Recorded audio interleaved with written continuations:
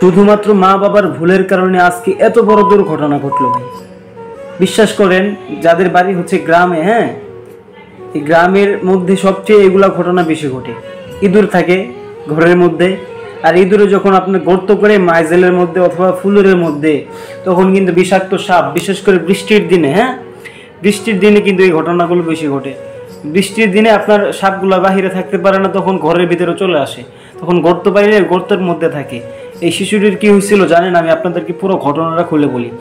হ্যাঁ, আপনার ছোট বাচ্চারা খেলতেছিল ফ্লোরের মধ্যে, তো খেলতে খেলতে মানে ওদের যে ফুলুরটা ছিল, মাটির ফুলুর, হ্যাঁ, ওইখানে ইঁদুরের গর্ত ছিল। সে খেলতে খেলতে ওইখানে গেছে, বুঝছেন? যাওয়ার পরে বিষাক্ত সাপ যে ছিল, ও তো ছোট মানুষ, তো বুঝতে পারে নাই, কামড় মারছে, আর বলতেও পারে না যে সে কামড় খাইছে আর কি। তো বাবা মা তো জানে না যে কি হয়েছে না হয়েছে।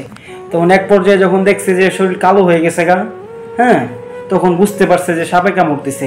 তখন ভালো করে চেক করে দেখে যে এখানে দুইটা কামড় আছে, হাতের মধ্যে দুইটা কামড় আছে। তখন বুঝতে পারছে যে সাপে কামড় দিছে। তখন তারা টের পাইছে যে ফুলের মধ্যে ওদের ইঁদুরের গর্ত ছিল। এই শুধুমাত্র মা বাবার ভুলের কারণে কিন্তু আজকে এত বড় ঘটনা ঘটলো।